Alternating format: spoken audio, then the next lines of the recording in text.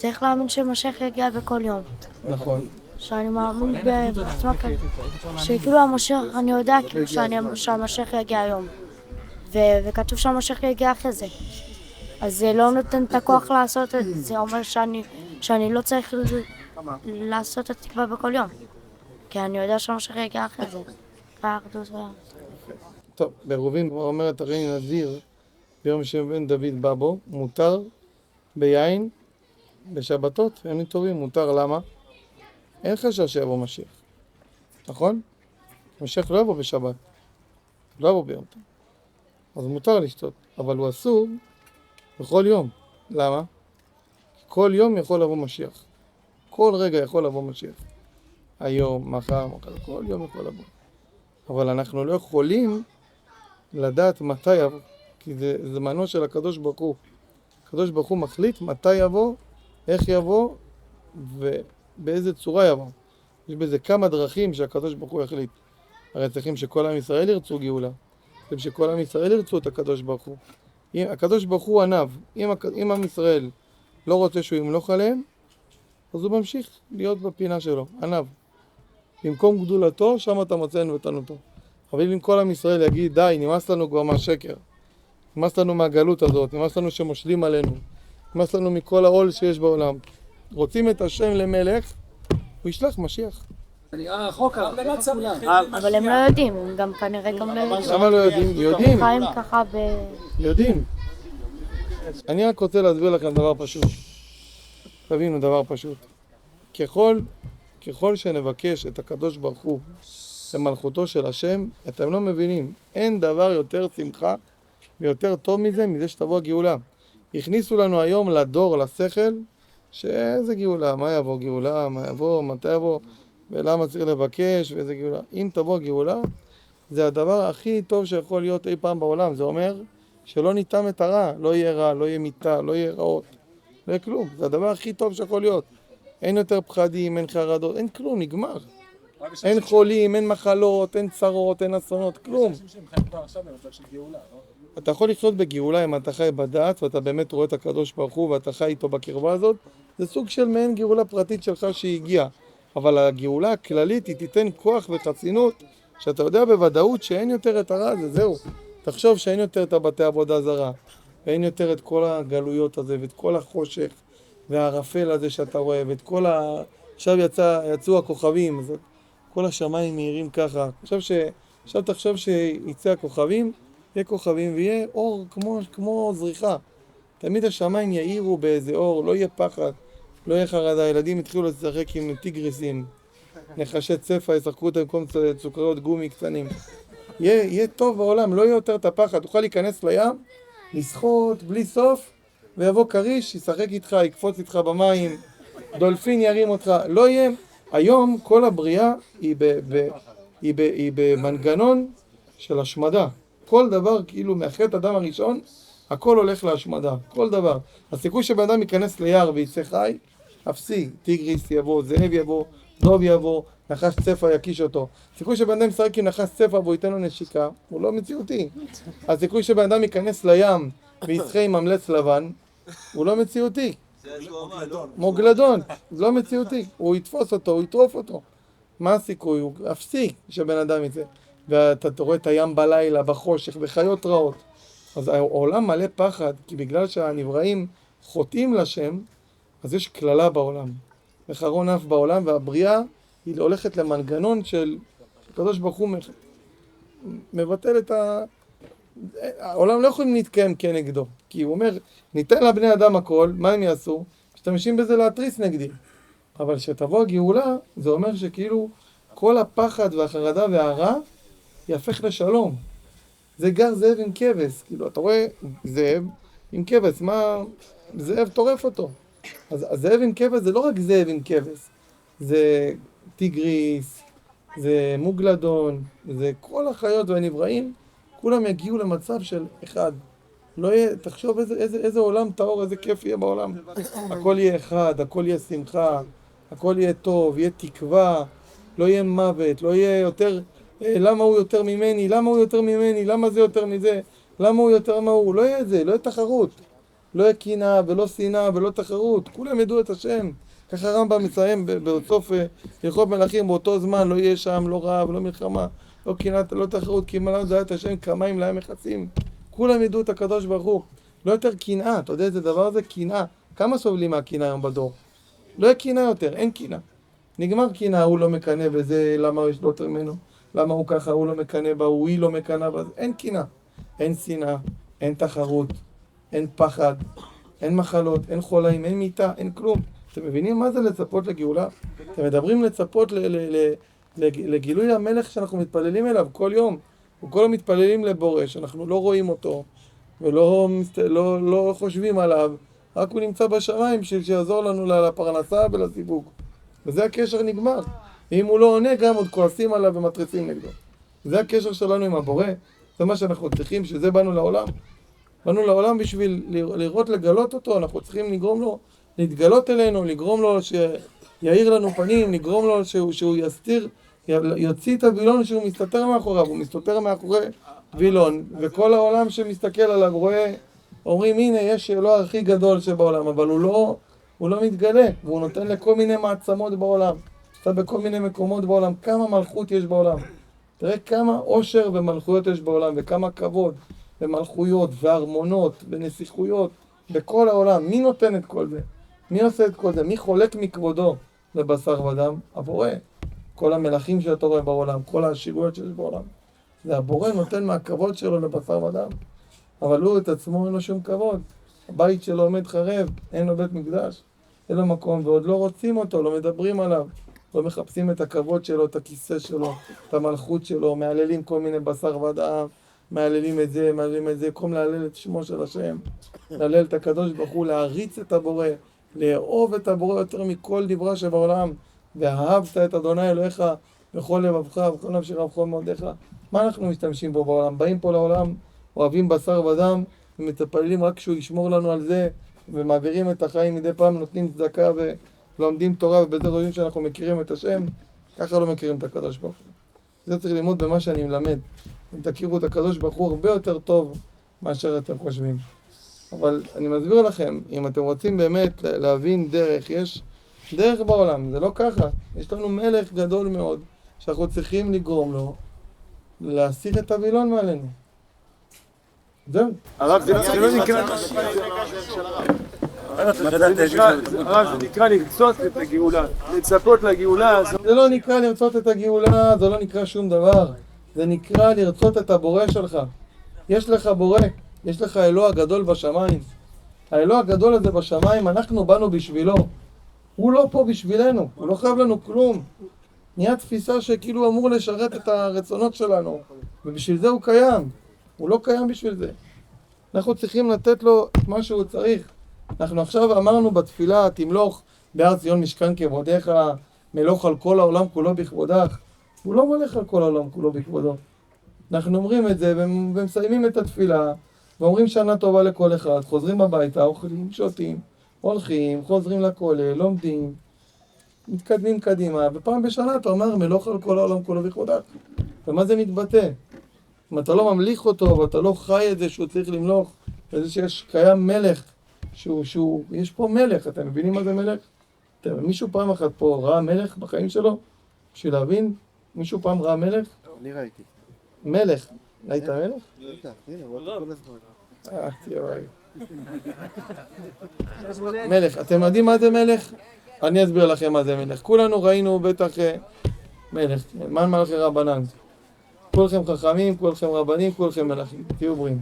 אני אסביר לכם מה זה מלך. מלך זה לא עם שולחן מפלסטיק. אני אסביר לכם משהו.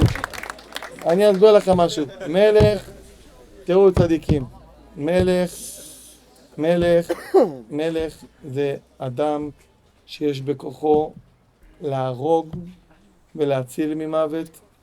כמו מלכים, יש להם פמליה וסוסים גדולים ומרכבות וארמונות של 100,000 מטרים ומלכויות ועושר. היום אין לנו מלך בסדר גודל כזה, כי אף אחד לא יכול לעשות מה שהוא רוצה באמת בעולם. שאנחנו רוצים לברך את הברכה על מלך, זה רק מלך שיכול להרוג. מלך שיש בסמכות שלו את את היכולת להרוג, וגם את הסמכות שלו להציל ממוות. היום נשיאים, אפשר לברך על נשיא ארצות הברית את הברכה הזאת, כי יש לו את היכולת הזאת, אבל גם הוא לא נחשב מלך בהגדרה האמיתית והשלמה, הוא לא נקרא מלך. למה? הוא לא מושל על העם לזמן ארוך, מתי שיכולים להחליף אותו, אם אפשר למנות אחר תחתיו, הוא יהיה פתאום איש פשוט בתחנת דלק. לא יהיו לו את כל הסמכויות שלו, לא יהיו לו את כל העושר שלו, את כל המרכבה. מדברים על מלכים, מדברים על שושלות של מלכים שהיו בעושר ומלכות כזאת, שהיו אחשוורוש המלך, נבוכדנצר המלך הרשע, מלכים שמלכו בעולם בעושר גדול מאוד במלכות. המלך הכי גדול שהיה, זה היה שלמה המלך, הוא מלך על כל העולם. תחשבו על נבוכדנצר שמלך, תחשבו על אחשוורוש 127, שהוא מלך, שלמה, על כל העולם כולו. היה לו 160 מיליון סוסים. ומה זה 160? הוא עבר באמת על הרבה לא סוסים. הרבה לא סוסים, זה כמות לא נורמלית של סוסים, כמה מקום צריך לסוסים. כל ירושלים זה רק הסוסים, זה כמות לא נורמלית של סוסים, אבל תדמיינו רק, כן, תדמיינו את העושר, תדמיינו את המלכות. לקח את 1,000 כיכרות של זהב במסכת שקלים, בדף י"ח הגמרא אומרת שלקח שלמה המלך, לקח 1,000, נכון? 1,000 כיכר זהב, אתה יודע מה זה 1,000? רק 1,000 כיכר, להפוך אותו לכיכר אחד בשביל המנורה. אתם יודעים מה זה? אתם מבינים?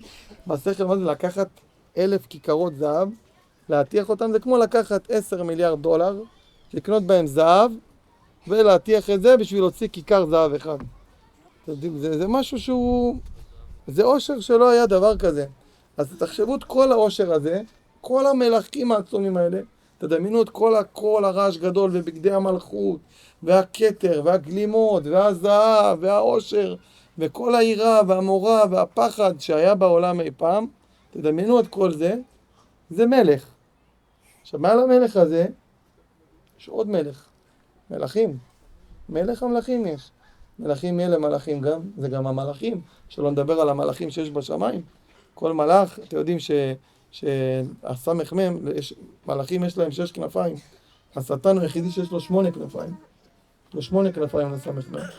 יש לו 8 כנפיים, ותדמיינו עכשיו רק גבריאל, כנף אחת שלו זה פי 600 מכל כדור הארץ.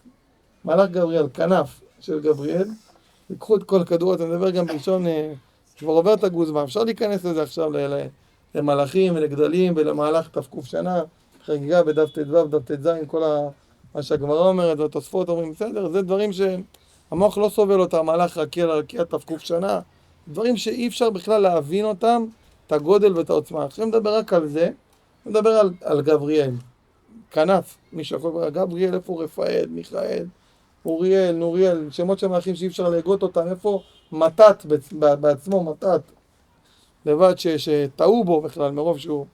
מדברים על מלאכים כאלו שהם מעל המלאכים, שזה כבר... זה צחוק מלך לעומת הכבוד של המלאכים, ותדמיינו מעל זה, יש את מלך מלכי המלאכים הקדוש ברוך הוא. מי שברא את העולם הזה, אתם יודעים מה זה? מי שברא את השמש, את הירח, את הכוכבים, את הגלקסיות, את כל השמיים, את הים, את כל אשר בם, את כל הכוכבים, את כל הנבראים, כל היצורים, את הגובה של הגלים, את התנינים הגדולים, את החיות, את הלוויתן, את השיניים של הקרישים, את ההמלצים, את כל החיות האלה, את כל העוצמה הזאת שאתם רואים בכל העולם ביקום, זה כדור הארץ אחד קטן שהוא ברא מתוך כל מה שהוא ברא לפניו יתברך. זה מלך מלכי המלכים, מי שברא את כל זה. זה אלוהי ישראל, אתם מבינים מה זה? מישהו פעם חשב על זה מזה אלוהי ישראל? זה אלוהי ישראל, אלוהי האלוהים, אדון האדונים, הגדול שאתם מתפעלים אומרים, אדוני צבתי תפתח ופי יגיד תהילתך. זה הוא. והוא מה הוא רוצה? ובשביל מה הוא עשה את כל זה? בשביל שאנחנו עם ישראל נהיה פה בעולם הזה ונעבוד אותו ונכרע לפניו, נשתחווה לו. הוא נתן לנו את התורה, את הכוח הכי גדול, את הקרבה הכי גדולה, את העוצמה הכי גדולה שהוא לעשות בשבילנו הכל. הוא היכה את צבא סנחריב, אתם יודעים מה זה? צבא סנחריב, חזקיהו המלך, שהיה אז, הולכים במודיעים לו, אומרים לו, תשמע, צבא סנחריב, מלך אשור, עומד מסביב לירושלים. בוא תביא את הצבא, בואו כולכם להילחם. אתם יודעים מה עושה חזקיהו המלך? הולך לישון. אתם יודעים מה זה הצבא של סנחריב? זה 180 מיליון לגיונות של שודדים, פורעים, שהולכים עם פוחלצים על הראש שלהם. היו הולכים היו תופסים אדם, היו קוראים אותו. הסמל של צבא סנחריב מלך אשור, אתם שמעתם על הפוחלצים פעם שהיה? פוחלצים שהיו לוקחים חיות, לוקחים אותם בפנים, שמים אותם מסכות על הפנים. מאיפה זה התחיל? ממלך אשור. סנחריב, זה הסמל שלהם פעם של כוח. לוקחים זאבים, שמים אותם על הפנים. לוקחים טיגריסים, אריות, דובים, אריה, לוקחים, שמים את זה כמו מסכות, ויוצאים להילחם. חזקיהו עולה לגג, מסתכל, רואה ימין שמאל, לפידים של אש, כולם עם דובים, זאבים, טיגריסים, מקיפים את ירושלים, והוא הולך לישון. ומי הוא בוטח? והקדוש ברוך הוא יקע את כל צבא סנחריב. לא השאיר מהם כלום. יצא לנו שמעיה באבטליון אחרי. בזכות שהקדוש ברוך הוא חמל עליהם. סתם מסנחריב, יצא שמעיה באבטליון. אבל מה הוא בעצם עשה? הוא פשוט בטח בו? הביטחון בקדוש ברוך הוא, כשאתה בוטח בשם, אדוני ילחם לכם, ואתם תחרישו. הקדוש ברוך הוא עושה את כל המלחמות. ואת פרעה, אתם יודעים מה זה פרעה? פרעה היה מעצמה, מצרים הייתה המעצמה הכי גדולה בעולם. לא היה מישהו בעוצמה של כישוף, חוכמה וכוח יותר מפרעה. הוא בשמות היה מרים את הארמון שלו באוויר. הוא בנה את הארמון שלו על הנילוס. הנילוס היה מפל. אתם יודעים מה זה מפלים? מפלים, ראיתם פעם מפלי ניאגרה, כל מיני פילי תבל שהקדוש ברוך הוא ברא בעולם, את המפלים הנפלאים האלו שהמפלים נשפכים, והמפל נשפך והוא כאילו מתיז ניצוצות, נכון? הוא נשפך וכאילו הוא נשפך והוא עולה בחזרה, נכון? יש רסס כאילו הוא עולה. פרעה בנה את הארמון שלו על הנילוס בין השפיכה לבין העלייה. עכשיו זה כאילו היה נדמה שהארמון שלו מרחב באוויר. כאילו, הוא בנה את זה בצורה כזאת, שזה כאילו המפל נשפך ועולה בחזרה, אז הארמון שלו היה מרחב באוויר. עכשיו היית צריך לבוא לראות את הארמון הזה, אתה רואה את כל העושר של פרעה, את כל העוצמה הזאת, מי עכשיו יכול להילחם נגדו? אתה מאיים עליו, והקדוש ברוך הוא לקח את מצרים, המעצמה הכי גדולה בעולם, ואת המלך שלהם, וטיבע אותם בים סוף. בקע לנו את הים. אתם מבינים מה זה? אתם מבינים? עכשיו אנחנו באים מתפללים לבורא הזה, מקיימים את המצוות שלו, את התורה שלו, את החוקים שלו, ואחד אומר, כן, אני אתחזק, אני לאט לאט רוצה להתקרב. תבין כמה גדול השם.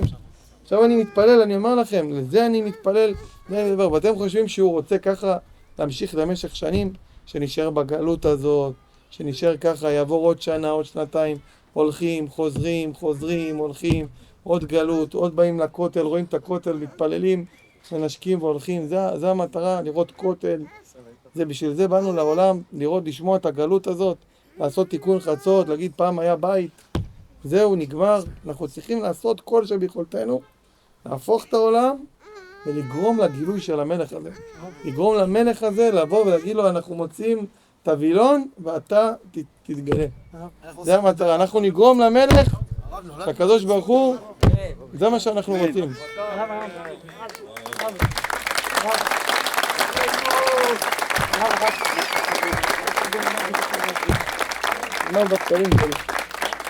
אני רק מסביר לכם, הדבר הזה תלוי בכל אחד ואחד ממכם. בכל אחד ואחד, מהרחוק שברחוקים, מכל אחד שקיים, שהוא ידאג בעצמו להרים את העיניים לשמיים, לבקש את המלכות של השם, לכוון בתשכון בתוך ירושלים. אחד שאומרים תשכון, תכוונו באמת תשכון. אתם מבקשים הקדוש ברוך הוא, אתם מבקשים על הבית שלו, מבקש תיקון חצות, ללמוד את התורה שלו, לשמע, לכבד את הקדוש ברוך הוא, לאהוב את הקדוש ברוך הוא, לעשות כל שביכולתנו, בשביל שיהיה למלך הזה נחת רוח. ואני תפילה שהקדוש ברוך הוא, מלך מלכי המלכים, ירחמנו ויושיענו, ויהיה לבדו יתברך מלכנו בראשנו. מה רצית, דוקטור? הרב בבוקר הזכיר שהגאולה צריכה לבוא או ברחמים מרובים, או בדין או בחסד. כן, זה או בצורה הזאת. אנחנו קוראים במוסף, גלנו שנית אחרית כבש. זאת אומרת, בפעם השנייה, כמו בפעם הראשונה, וזה יהיה לפעם האחרונה. נכון. כלומר שאנחנו אמורים לצפות שוב לגאולה ברחמים מרובים. זה מה שאנחנו מבקשים. זה התחינה למה הבקשה היא שזה יהיה ברחמים הגדולים. וברחמים גדולים הקבצך. בבכי יבואו תחנונים מובילם. פעם הראשונה זה קרה רק כשבטל שרתם אליו. אבל גם היה, בזמן נבוכדנצר, היה בבכי יבואו תחנונים מובילם. שעם ישראל מצד אחד בחו והצטערו. והגאולה תמיד הייתה. שאלה תמיד איך היא תבוא. איך היא תבוא. הרי יש לך פה מלך מאוד גדול עליך. יש פה מלך. אתה לא יכול להתכחש לזה, אף אחד לא יכול להתכחש לזה. יש מלך ששולט בנבראים. הוא מחליט אם יהיה מגפה, הוא יכול להמציא מגפה. כל המחלות שיש בעולם. ברגע שהמלך מחליט שיש מחלה, אי אפשר לצאת ממנה. זהו, מה אתה יכול לעשות? מי יכול לעשות? מי יכול... תפילה לרפואה. את התפילה לרפואה, ואז הודו לאדוני כי טוב? בסדר, זה גם, אתה צריך לפייס את המלך, ושהקדוש ברוך הוא ירחם ויושיע, זה עדיין. גם נתפלל כל התפילות שבעולם, אם המלך לא רוצה, האדם לא יתרפא. יש מישהו שברא את הגוף, בשביל שאתה תתרפא, הוא יסכים לך, אתה צריך את האישור שלו. אף אחד לא יכול לעשות את זה בעולם, מבלי שהמלך לא ירצה. אתה צריך לרצות אותו, הוא מסכים, וכך. רב, אפשר להגיע לרמה של הרב? נולדנו לגלות ואנחנו צריכים לצאת מגלות לגאולה. רב, אפשר להגיע לרמה של הרב? אפשר. לרמה שלי? מה יש לכם להגיע לרמה שלי? תגיעו לרמה של עצמכם. לדרגה של עצמכם, אתם יודעים איזה דרגה אתם נמצאים? מי אמר שאני בדרגה טובה בכלל? לא בשמחה, עכשיו טוב. אני אוהב אתכם, אני מתפלל עליכם, אני שמח בכם. רוצה שתיקחו את הדברים האלה, תשובו להשם, תתחזקו, תהיו מלאים בתקווה, בשמחה, בחיות, להתלהבות, בהתעוררות. רגע נס, הודו לאדוני כי טוב! הודו לאדוני כי טוב! תגיד. והייתה לי אחות שהיה לה בעיה בתינוק שהיה צריך ללדת, לא היה בכיוון הנכון. התקשרה אליי מה לעשות, אמרתי לה תקראי מגילת אסתר, הרב מורה.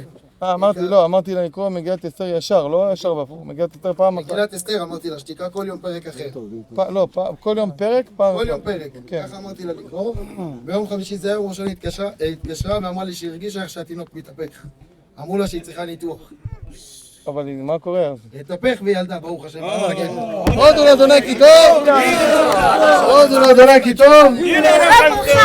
חיים טובים, בשורות טובות, ילדים קדושים, תראו איזה ילדים, תגידו לנו איזה שיר למעלות, יאללה ביחד.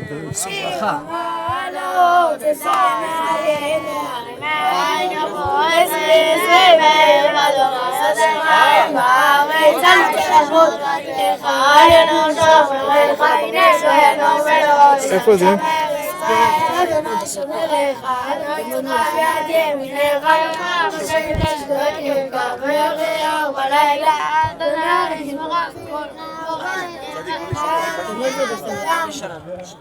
איפה זה? שבת? שבוע? ביום חמישי, קצת אחרי זה. בוא נראה בלי נראה. הודו לאדוני כי טוב! הודו לאדוני כי טוב! דודה שלי גוססת בבית חולים לפני 4 ימים. בכיפור הבאתי לך את הפתק. היא אתמול קמה. היא דיברה? היא קמה. הרב היא קמה, היא דיברה. הודו לאדוני כי טוב! תגיד, הודו לאדוני כי טוב, כמו, תגיד. הודו לאדוני כי טוב? בירכנו בסידור שאמא שלי חזרה שהיא רוצה לחזור בתשובה. אני סופר עליו. נכון. אמא שלי פתאום רוצה לקרוא, והיא אומרת לי, אני רוצה לקרוא פסוקים פתאום, היא בחיים לא ידעה מה זה. לבד מעצמה. הודו לאדוני כי טוב! הודו לאדוני כי טוב! אני מקבל על עצמי ציצית, לכבוד כל רפואת עם ישראל. כפיים! כפיים! הודו לאדוני כי טוב!